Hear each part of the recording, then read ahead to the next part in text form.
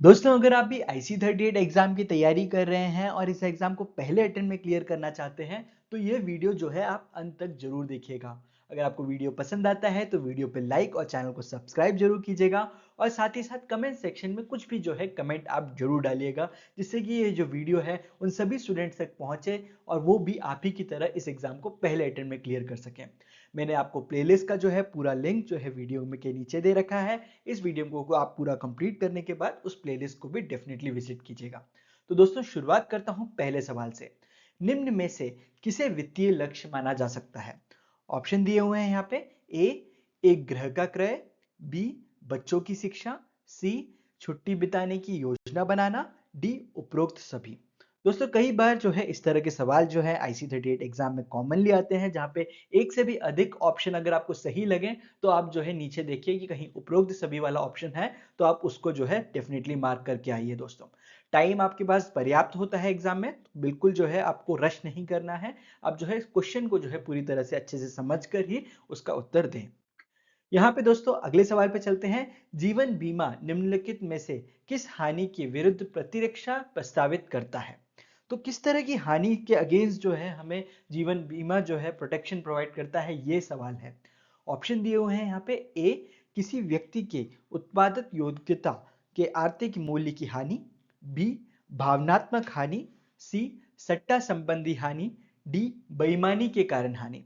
दोस्तों, अगर किसी भी व्यक्ति की मृत्यु होती है तो उसके जो उत्पादक योग्यता होती है, कि वो जो सैलरी कमा कर लाता है, उसका जो है हम आर्थिक मूल्य अगर निकालें, वो हमें नष्ट होता है, तो हम उसको कवर करने के लिए जो है जीवन बीमा खरीदते हैं। इसलिए इसका जो सही जवाब है दोस्तों, वो है ए, किसी व्यक्ति की उत्पादक योग्यता के आर्थिक मूल्य की हानि। दोस्तों, इसी तरह अगर आप कॉन्सेप्ट जो है क्लियर करना चाहते हैं, तो कॉन्सेप्ट क्लियरिंग के लिए भी जो है सारे चैप्टर एक्सप्लेनेशन जो है हमने दे रखे हैं, उसका प्लेलिस्ट का लिंक भी मैं आपको यहाँ छोड़ दूंगा। अब डेफिनेटली जो है वो भी विजिट जरूर कीजिएगा। अगले सवाल पे चलते हैं। HLV के बारे में कौन से कथन सत्य हैं? तो दोस्तों, यहाँ पे HLV क्या है उसे हम लोग समझ लेते हैं। HLV होता है ह्यूमन लाइफ वैल्यू। अगर हमें किसी भी व्यक्ति की ह्यूमन लाइफ वैल्यू अगर निकालनी हो, तो हम क्या करेंगे? उस व्यक्ति का जो अभी का जो इनकम है वो हम निकालेंगे और हमें एक अनुमान लगाना है कि इस रेट से जो है इस व्यक्ति का इनकम जो है बढ़ेगा, और जब तक उसका रिटायरमेंट है तब तक वो कितना पैसा कमा सकता है, वो उसे हम जो है इस व्यक्ति का ह्यूमन लाइफ वैल्यू की तरह से मान सकते हैं। हालांकि ह्यूमन लाइफ वैल्यू कैलकुलेट करने के कई सारे अलग अलग तरीके हैं, मैंने उसमें से आपको एक तरीका बताया है, जिससे कि आप ये कह सकते हैं कि 60 साल तक की उम्र में एक व्यक्ति कितना तक पैसा कमा सकता है, उसे हम उस व्यक्ति की जो है ह्यूमन लाइफ वैल्यू मानेंगे। तो यहाँ पे ऑप्शन दिए हुए हैं कि HLV की अवधारणा में मानव जीवन को संपत्ति अथवा एक पारिसंपत्ति के रूप में लिया जाता है। बी, HLV किसी मनुष्य को प्रदान किए जाने योग्य बीमा राशि निर्धारित करने का एकमात्र उपाय है। सी, दोनों ही कथन सत्य हैं। डी, दोनों ही कथन असत्य हैं। तो दोस्तों, इस तरह के जब आपको सवाल आते हैं तो आपको देखना है कि क्या ये दोनों ही कथन सही हैं या गलत हैं। तो यहाँ पे आप देखेंगे कि जो पहला वाला कथन है वो तो बिल्कुल सत्य है। HLV की अवधारणा में मानव जीवन की संपत्ति अथवा एक पारिसंपत्ति के रूप में लिया जाता है।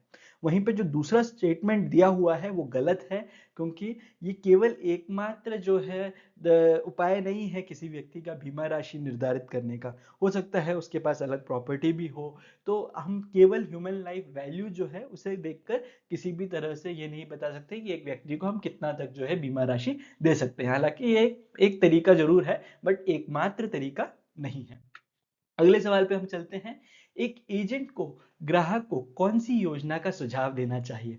दोस्तों, अगर इस तरह के प्लेलिस्ट को आप देखते हैं तो केवल हम आपको जो है एग्जाम क्लियर करने के लिए नहीं, बल्कि एक अच्छा एजेंट बनने में भी मदद करेंगे। दोस्तों, अगर आपको कल कभी किसी को पॉलिसी बेचनी हो, तो आप इनमें से कौन से सुझाव को अपनाएंगे?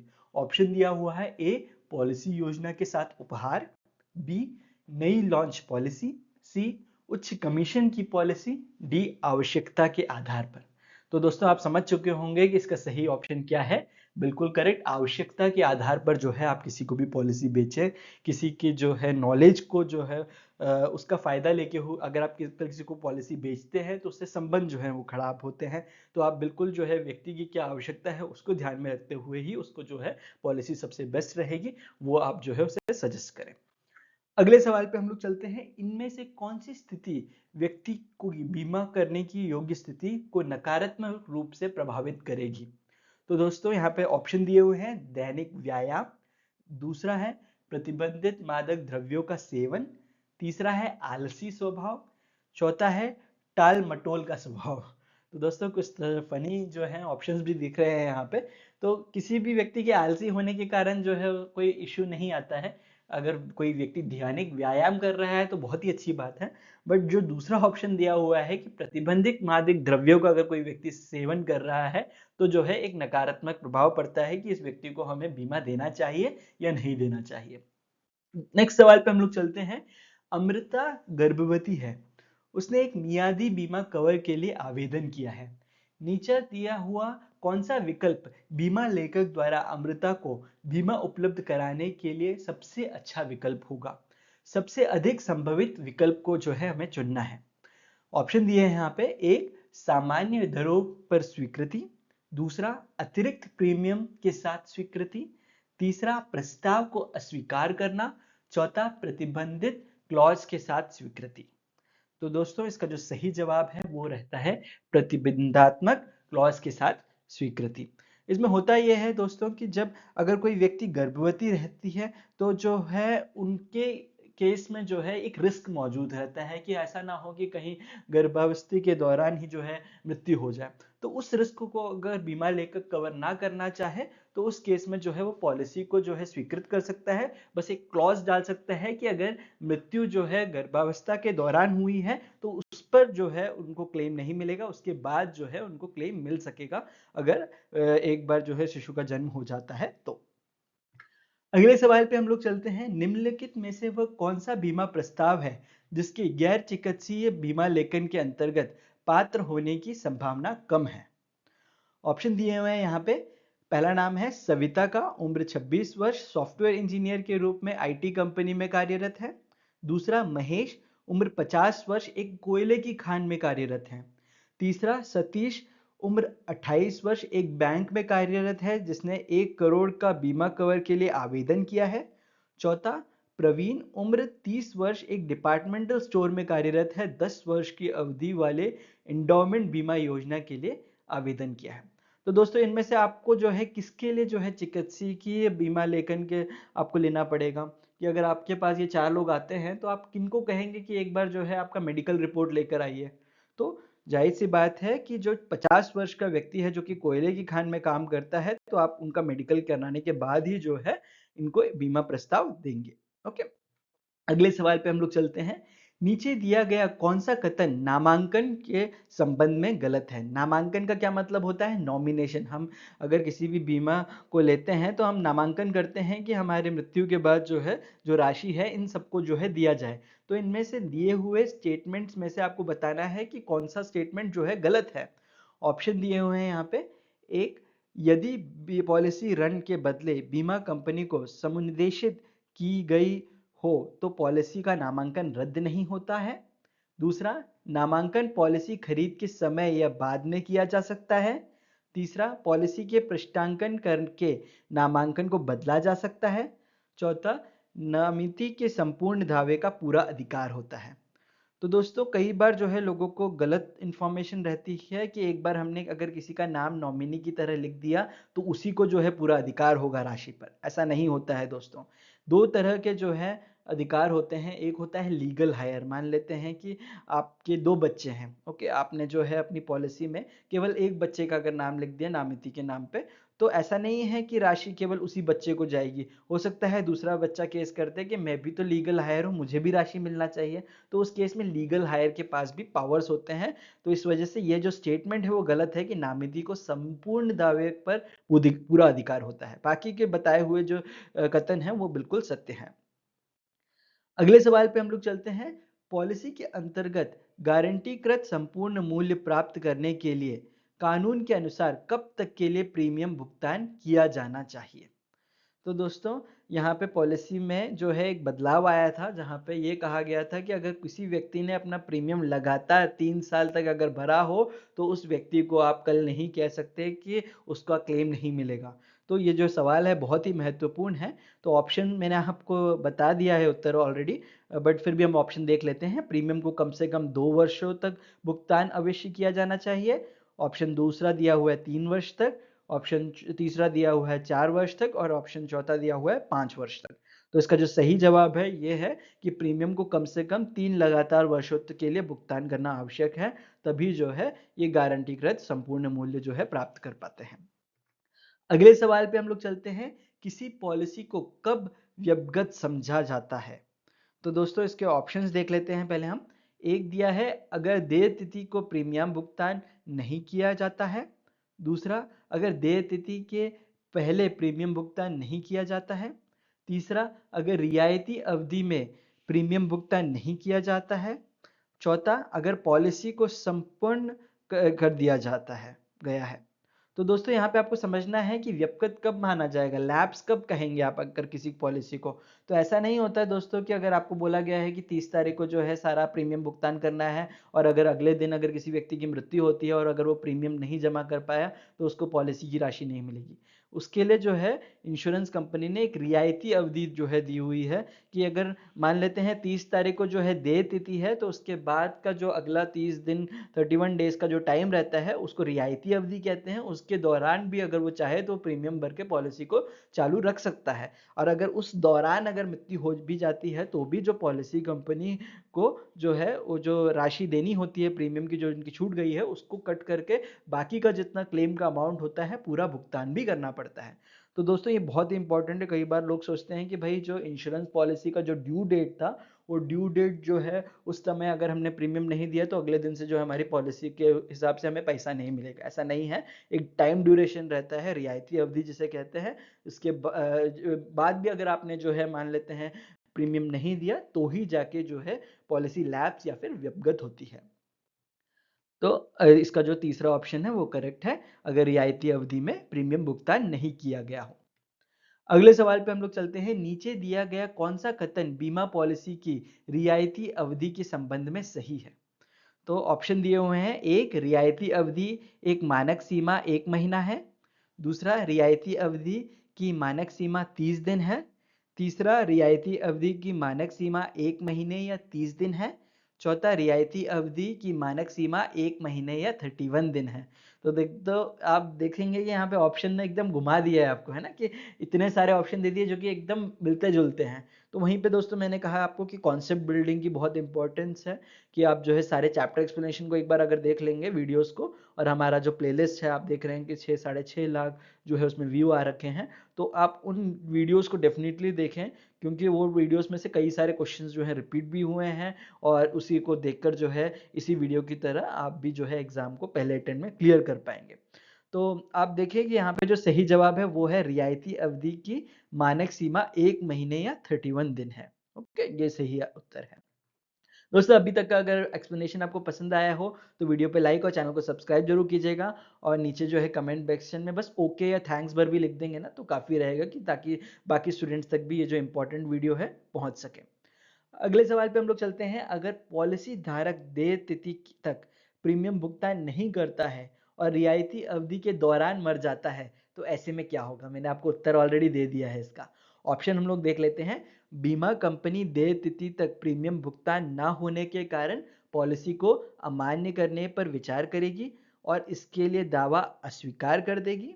दूसरा ऑप्शन दिया है, बीमा कंपनी दावे को भुगतान करेगी और पिछले बकाया प्रीमियम को माफ कर देगी। तीसरा, बीमा कंपनी बकाया प्रीमियम को घटाने के बाद दावे का भुगतान करेगी। चौथा ऑप्शन दिया है, बीमा कंपनी ब्याज के साथ बकाया प्रीमियम को घटाने के बाद दावे को भुगतान करेगी। बैंक की बचत ब्याज दर 2% से अधिक ली जाएगी। तो दोस्तों इसका जो सही जवाब है वो है, बीमा कंपनी जो बकाया प्रीमियम को जो है उसमें से घटा देगी और बाकी की जितनी भी राशि रहेगी वो जो है दे देगी।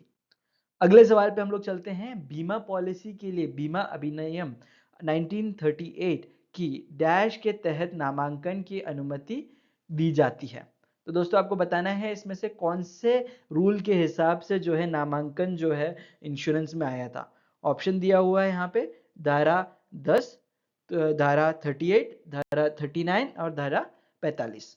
ओके दोस्तों, तो इसका जो सही जवाब है वो है धारा 39। ओके। अगले सवाल पे हम लोग चलते हैं। निम्नलिखित दस्तावेजों में से कौन सा विकल्प बीमा कंपनी को और बीमा धारक के बीच हुई अनुबंध का साक्ष्य है? दोस्तों यहाँ पे ऑप्शन दिए हुए हैं चार। एक प्रस्ताव पत्र, दूसरा पॉलिसी दस्तावेज, तीसरा विवरण पुस्तिका या प्रोस्पेक्टस, चौथा दावा पत्र। तो दोस्तों इसका जो सही जवाब है वो है पॉलिसी दस्तावेज। ओके, पॉलिसी दस्तावेज में जो है ये जानकारी दी जाती है। अगले सवाल पे हम लोग चलते हैं। अगर एक किसी पॉलिसी दस्तावेज के विवरण के लिए जटिल भाषा का प्रयोग किया गया हो और कोई अस्पष्टता उत्पन्न होती है तो इसे आम तौर पे कैसे समझा जाएगा? तो दोस्तों ये जो सवाल है ये लीगल वाला सवाल है कि अगर मान लेते पॉलिसी में कुछ ऐसा स्टेटमेंट दिया हो जो कि आम आदमी को जो है समझ आने में थोड़ी दिक्कत हो, तो उसमें किसको फेवर करते हुए जो है लॉ पास किया जाएगा, ये जो है सवाल है। ऑप्शन दिया है एक बीमा धारक के पक्ष में, दूसरा बीमा कंपनी के पक्ष में, तीसरा पॉलिसी को अमान्य घोषित किया जाएगा और बीमा कंपनी को ब्याज के साथ बीमा धारक को प्रीमियम वापस करने के लिए कहा जाएगा, चौथा पॉलिसी के अमान्य घोषित कर दिया जाएगा और बीमा कंपनी को किसी भी ब्याज के बिना बीमा धारक को प्रीमियम वापस करने के लिए कहा जाएगा। तो दोस्तों इसका जो सही जवाब है बीमा धारक के पक्ष में होता है। अगर आपकी पॉलिसी में कुछ ऐसे जटिल शब्दों का उपयोग किया गया है जिसे समझने में आने में जो है दिक्कत आती हो, तो अगर ऐसे केस में अगर किसी की मृत्यु हो जाए तो धनराशि जो है मिलकर रहेगी और जो डिसीजन लिया जाएगा वो बीमा धारक के पक्ष में लिया जाएगा। प्रीमियम अकेले वापस करने से क्या होगा? मान लेते हैं 1 करोड़ की पॉलिसी है, प्रीमियम जो है 10-15-20 हजार का गया है, अगर वो अकेले मिल जाए, अगर वो ब्याज के साथ भी मिल जाए तो कोई फायदा नहीं है ना? कि हमें चाहिए जो 1 करोड़ की जो पॉलिसी ली है वो पॉलिसी का जो धनराशि है वो हमें मिल सके। तो इसके लिए जो डिसीजन जो है वो पहला वाला करेक्ट है, बीमा धारक के पक्ष में जो है डिसीजन लिया जाना चाहिए। अगले सवाल पे हम लोग चलते हैं। नीचे दिया गया कौन सा कथन सही है? ऑप्शन दिए हुए हैं यहाँ पे। एक एक प्रस्ताव पत्र की स्वीकृति इस बात का प्रमाण है कि पॉलिसी अनुबंध शुरू हो गया है। दूसरा, प्रीमियम की स्वीकृति इस बात का प्रमाण है कि पॉलिसी शुरू हो गई है। तीसरा, प्रथम प्रीमियम रसीद इस बात का प्रमाण है कि पॉलिसी अनुबंध शुरू हो गया है। चौथा, प्रीमियम उद्धरण इस बात का प्रमाण है कि पॉलिसी अनुबंध शुरू हो गया है। तो दोस्तों हम कहते हैं पॉलिसी तब शुरू होती है जब आपको प्रथम प्रीमियम का रिसीप्ट मिल जाए, तभी जो है पॉलिसी जो है आप ये कह सकते हैं चालू हो चुकी है। बाकी प्रस्ताव पत्र जो है आपको पहले ही मिल जाता है प्रीमियम देने से पहले। प्रीमियम जो है आप भर भी सकते हैं, बट प्रीमियम देने की जो रिसीप्ट जब आ जाती है आपके हाथ में तो आप ये कह सकते हैं कि पॉलिसी जो है चालू हो चुकी है। अगले सवाल पे हम लोग चलते हैं। प्रथम प्रीमियम की प्राप्ति के बाद बीमा कंपनी आगे प्राप्त होने वाले प्रीमियमों के लिए डैश जारी करेगी। तो क्या जारी करती है प्रीमियम अगर आप आगे का भी प्रीमियम्स लगातार भर रहे हैं तो? ऑप्शन दिए हैं। एक, पूर्ण चलन प्रीमियम रसीद, दूसरा पूर्ण उद्धार प्रीमियम रसीद, तीसरा पूर्ण स्थापन प्रीमियम रसीद, चौथा नवीनीकरण प्रीमियम रसीद। तो जाहिर सी बात है दोस्तों, नवीनीकरण प्रीमियम रसीद इसका सही उत्तर है। अगले सवाल पे हम लोग चलते हैं। अगर बीमित व्यक्ति मूल्य जीवन बीमा पॉलिसी दस्तावेज खो देता है तो क्या होगा? तो इस तरह के सवाल भी जो है लोग जो अब आपसे इंश्योरेंस पॉलिसी लेंगे तो आपसे पूछेंगे, तो आपको उसका उत्तर पता होना चाहिए, है ना? कि उत्तर जो है यहाँ पे चार ऑप्शन दिए हैं। एक, बीमा कंपनी अनुबंध में कोई भी बदलाव के बिना एक डुप्लीकेट पॉलिसी जारी करेगी। दूसरा, बिना अनुबंध समाप्त हो जाएगा। तीसरा, बीमा कंपनी बीमित व्यक्ति को वर्तमान स्वास्थ्य घोषणाएं के आधार पर नए नियमों और शर्तों के साथ एक डुप्लीकेट पॉलिसी जारी करेगी। चौथा, बीमा कंपनी अनुबंध के कोई बदलाव किए बिना एक डुप्लीकेट पॉलिसी जारी करेगी, लेकिन ऐसा एक अदालत के आदेश पे ही करेगी। तो दोस्तों इसमें अदालत तक जाने की जरूरत नहीं है। अगर पॉलिसी अगर गुम हो जाती है तो बीमा कंपनी को कहा गया है कि बिना कोई बदलाव के एक डुप्लीकेट पॉलिसी उसी टर्म्स एंड कंडीशंस को रखते हुए जो है वो जारी करेगी। ओके, तो पहला जो ऑप्शन है वो करेक्ट है। अगले सवाल पे हम लोग चलते हैं। नीचे दिया गया कौन सा कथन सही है ये आपको बताना है। पहला कथन क्या है? पॉलिसी दस्तावेज सक्षम पदाधिकारी द्वारा हस्ताक्षर किया जाना चाहिए, लेकिन भारतीय स्टाम्प अधिनियम द्वारा स्टाम्प लगे होने की जरूरत नहीं है। दूसरा ऑप्शन दिया है, पॉलिसी दस्तावेज में एक सक्षम पदाधिकारी द्वारा हस्ताक्षर किया जाना चाहिए और इस पर भारतीय स्टाम्प अधिनियम के स्टाम्प लगे होने चाहिए। तीसरा, पॉलिसी दस्तावेज में सक्षम पदाधिकारी द्वारा हस्ताक्षर किए जाने की जरूरत नहीं है, लेकिन भारतीय स्टाम्प अधिनियम द्वारा अनुसार स्टाम्प होना चाहिए। चौथा, पॉलिसी दस्तावेज ना तो सक्षम पदाधिकारी द्वारा हस्ताक्षर किए जाने की जरूरत है और ना ही अनिवार्य रूप से किसी भारतीय स्टाम्प अधिनियम के अनुसार स्टाम्प होने की जरूरत है। तो दोस्तों इसका जो सही जवाब है वो यही है कि पॉलिसी दस्तावेज में सक्षम पदाधिकारी द्वारा हस्ताक्षर भी होना चाहिए और भारतीय स्टाम्प अधिनियम द्वारा जो है स्टाम्प भी लगा होना चाहिए, तभी हम उसे पॉलिसी कह सकते हैं। अगले सवाल पे हम लोग चलते हैं। एक ऐसी महिला जो अनुबंध लेने के समय गर्भवती है, उसके लिए गर्भावस्था के कारण मौत को जोखिम कवर नहीं करने का एक क्लॉज मानक पॉलिसी दस्तावेज में कौन से खंड में शामिल किया जाएगा, ये सवाल है। ऑप्शन दिया है यहाँ पे, एक पॉलिसी अनुसूची, दूसरा सामान्य प्रावधान, तीसरा मानक प्रावधान, चौथा पॉलिसी में विशेष प्रावधान। तो दोस्तों क्योंकि जो पॉलिसी रहेगी वो एक व्यक्ति के लिए तो नहीं बदलेंगे, बाकी चीजें तो कॉमन रहेंगी, तो वो तो जो कॉमन है उसे वैसे ही रखा जाएगा। एक और सेक्शन ऐड किया जाएगा जिसे हम कहते हैं पॉलिसी के विशेष प्रावधान, जिसमें कि हो सकता है वो ये लिख दें कि गर्भावस्था के कारण अगर मौत होती है तो उसका जो है कवर नहीं मिला जाएगा। तो पहला ऑप्शन में से जो है चौथा ऑप्शन जो है इसमें करेक्ट है। अगले सवाल पे हम लोग चलते हैं। प्रथम प्रीमियम रसीद FPR क्या दर्शाती है, सबसे उपयुक्त विकल्प चुने, ये कहा गया है। ऑप्शन दिया है, एक फ्री लुक अवधि समाप्त हो गई है, दूसरा यह इस बात का एक साक्ष्य है कि पॉलिसी अनुबंध शुरू हो गया है, तीसरा पॉलिसी को अब रद्द नहीं किया जा सकता है, चौथा है पॉलिसी एक निश्चित नकद मूल्य प्राप्त कर लिया है। तो दोस्तों इसका जो सही जवाब है वही है कि यह इस बात का साक्ष्य है कि पॉलिसी अनुबंध जो है शुरू हो चुका है, यानी कि आपकी पॉलिसी जो है चालू हो चुकी है। दोस्तों यहाँ पे जो है मैं आपको फ्री लुक पीरियड भी बता देता हूँ क्या होता है। फ्री लुक अवधि होती है 15 दिन की, कि अगर मान लेते हैं कि प्रीमियम का रिसिप्ट भी आ गया तो भले ही पॉलिसी चालू हो गई, इसका ये मतलब नहीं है कि अब रद्द नहीं हो सकती है। 15 दिन का जो है समय दिया जाता है हर एक पॉलिसी होल्डर को, कि वो अगर आपको पास आता है कहता है कि भाई मेरी पॉलिसी जो है कैंसिल करानी है, तो करानी पड़ेगी नियम के हिसाब से। फ्री लुक पीरियड के दौरान अगर कोई भी व्यक्ति चाहे तो अपनी पॉलिसी जो है रद्द करा सकता है, जो भी प्रीमियम का मूल्य होता है वो उसको वापस देना पड़ता है। अगर कोई मेडिकल या बाकी कोई खर्चे आए हुए हैं तो उस पैसों को डिडक्ट करके जो है प्रीमियम अमाउंट का जो है भुगतान करना पड़ता है, ये नियम है। ओके, तो केवल प्रथम में अगर प्रीमियम रसीद आ गई तो इसका ये मतलब नहीं कि पॉलिसी जो है कैंसिल नहीं की जा सकती। अगले सवाल पे हम लोग चलते हैं। डैश अवधि के दौरान अगर पॉलिसी धारक ने कोई पॉलिसी खरीदी है और वह इसे नहीं रखना चाहता तो वह उसे लौटा के अपने पैसे वापस प्राप्त कर सकता है। तो ये मैंने बताया अभी आपको आंसर उसका ऑलरेडी।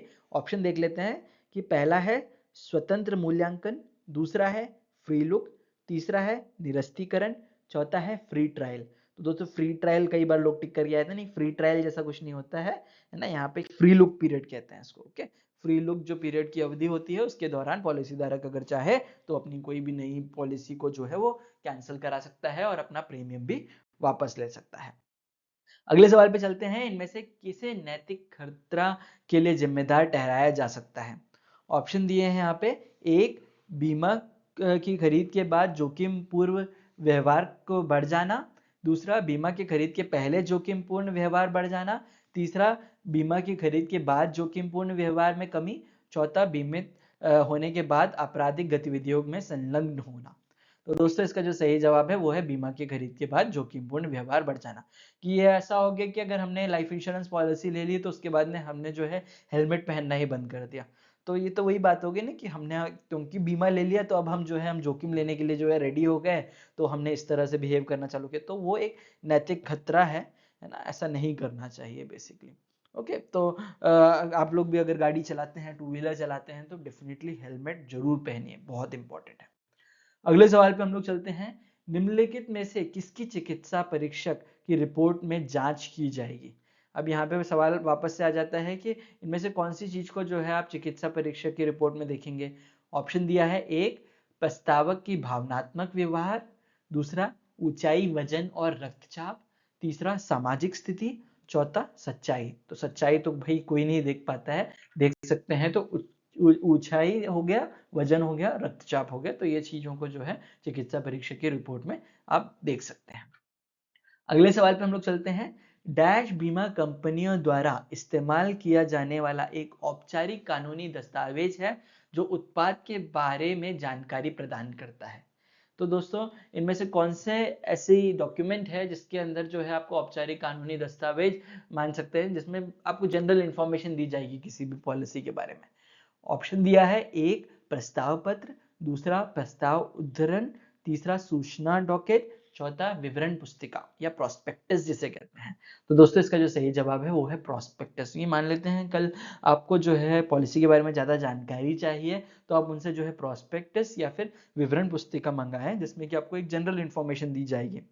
ऐसा तो है नहीं कि आपको अगर किसी पॉलिसी के बारे में पूरा कंप्लीट डिटेल बाद में जानना है तो आप पहले से ही जो है उनका जो पॉलिसी डॉक्यूमेंट है वो आपके पास नहीं होगा। पॉलिसी डॉक्यूमेंट तभी आएगा जब आप पॉलिसी खरीद लेंगे, तो उससे पहले आप अगर जानना चाहते हैं तो प्रोस्पेक्टस जो है वो काफ़ी इंपॉर्टेंट होता है। प्रोस्पेक्टस में आपको ये सारी इन्फॉर्मेशन मिल जाती है। बाकी हमारा फ्यूचर निवेश करके भी एक चैनल है, उसे भी आप यूट्यूब में सर्च करें। अगर जो भी इंश्योरेंस कंपनी में आप काम करते हैं उसकी सारी पॉलिसी को जो है हमने डिटेल में एक्सप्लेन करते हुए उसमें वीडियोस बना रखे हैं। तो अगर आपने वो चैनल नहीं सब्सक्राइब किया है अभी तक तो आप फ्यूचर निवेश चैनल को भी डेफिनेटली सब्सक्राइब कीजिए। सारी एलआईसी की जो पॉलिसीज होती हैं और भी जितनी भी प्राइवेट इंश्योरेंस कंपनीज उन सबकी पॉलिसीज को डिटेल में एक्सप्लेन करते हुए वीडियोस आपको वहाँ पे देखने को मिल जाएंगे। अगर आप इंस्टाग्राम में हैं तो इंस्टाग्राम में भी आपको जो है मॉक टेस्ट चैनल का जो हमारा पेज है उसमें आप जाएंगे तो आप जो है वहाँ पे भी हमें फॉलो कर सकते हैं। अगले सवाल पे हम लोग चलते हैं। प्रस्ताव बनाने के लिए इस्तेमाल किए जाने वाला आवेदन दस्तावेज को आमतौर पर डैश के रूप में माना जाता है। तो दोस्तों ऑप्शन दिए हैं यहाँ पे, आवेदन पत्र, दूसरा प्रस्ताव पत्र, तीसरा पंजीकरण फॉर्म, चौथा सदस्यता फॉर्म। तो दोस्तों इसका जो सही जवाब है वो है प्रस्ताव पत्र कहते हैं। किस सवाल में ही जवाब जो है छिपा हुआ है। अगले सवाल पे हम लोग चलते हैं। नीचे दिए गए आयु प्रमाण दस्तावेज में से उस विकल्प को पहचान करें जिसे बीमा कंपनियों द्वारा गैर मानक के रूप में वर्गीकृत किया गया है। तो दोस्तों यहाँ पे ऑप्शन दिए हुए हैं, एक स्कूल प्रमाण पत्र, दूसरा रक्षा कर्मियों के मामले में पहचान पत्र, तीसरा राशन कार्ड, चौथा नामकरण प्रमाण पत्र। तो दोस्तों इसका जो सही जवाब है वो है राशन कार्ड, क्योंकि राशन कार्ड को जो है इन्होंने अमान्य माना गया है। नेक्स्ट सवाल पे हम लोग चलते हैं। मनी लॉन्ड्रिंग डैश धन को अर्थव्यवस्था में लाने की एक प्रक्रिया है जिससे इसके डैश मूल को छुपाया जाता है और यह कानूनी तौर पर हासिल किया गया प्रतीत होता है। दोस्तों सिंपल वर्ड्स में अगर मैं आपको बताऊं तो यह हो गया कि जो ब्लैक मनी को व्हाइट मनी में कन्वर्ट करने के तरीके को जो है हम लोग मनी लॉन्ड्रिंग कहते हैं। तो यहाँ पे ऑप्शन क्या दिया हुआ है, डैश धन को डैश मूल को छुपाया गया है, तो अवैध धन जो है इसका करेक्ट आंसर है। और इसको अवैध मूल्य को जो है छुपाया जाता है और उसको व्हाइट में कन्वर्ट करके उसको वैध बनाया जाता है बेसिकली। ओके, तो इसका जो सही जवाब है कि मनी लॉन्ड्रिंग अवैध धन को अर्थव्यवस्था में लाने की एक प्रक्रिया है जिसमें इसके अवैध मूल्य को छुपाया जाता है ताकि ये कानूनी तौर पर हासिल किया गया हो ऐसा प्रतीत हो सके। अगले सवाल पे हम लोग चलते हैं। अगर पॉलिसी धारक पॉलिसी से संतुष्ट नहीं है तो वह फ्री लुक अवधि के भीतर यानी पॉलिसी दस्तावेज प्राप्त करने के डैश दिन के भीतर पॉलिसी को वापस लौटा सकता है। क्या जवाब है इसका?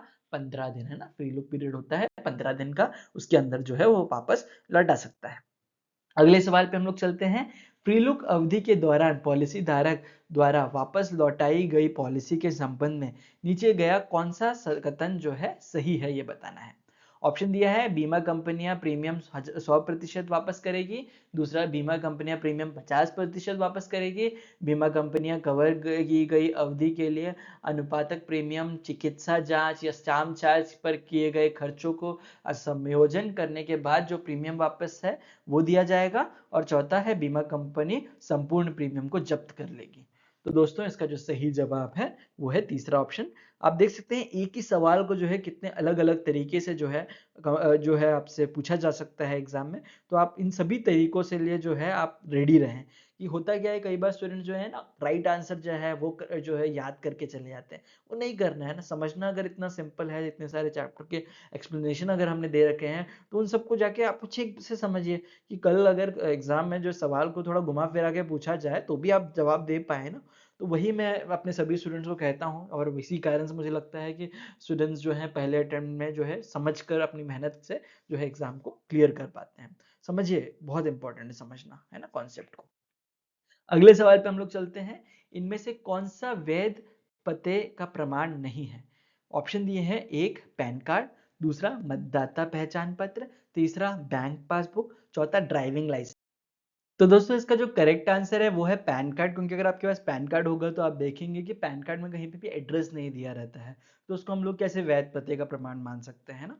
मतदाता पहचान पत्र हो गया या बैंक पासबुक हो गया, ड्राइविंग लाइसेंस हो गया, इन सब में जो है आपका एड्रेस दिया रहता है, आपके फोटोज भी रहते हैं, तो ये सब चीजें जो है हम वैध पते के रूप में मान सकते हैं। दोस्तों इसी के साथ जो है इस वीडियो को जो है हम खत्म कर रहे हैं। अगर आपको ये वीडियो पसंद आया है तो वीडियो पे लाइक, चैनल को सब्सक्राइब जरूर से कीजिएगा। प्लेलिस्ट जो है आप डेफिनेटली विजिट कीजिएगा, उसमें कई सारे ऐसे जो है वीडियोस हैं जो कि बहुत ही रिपीटेड उसमें से सवाल आए हैं, तो उसको आप डेफिनेटली देखिए, जिससे कि आप भी जो है इस एग्जाम को पहले अटेम्प्ट में क्लियर कर सकें। और एक बार अगर क्लियर कर लिया हो तो वीडियो पे लाइक और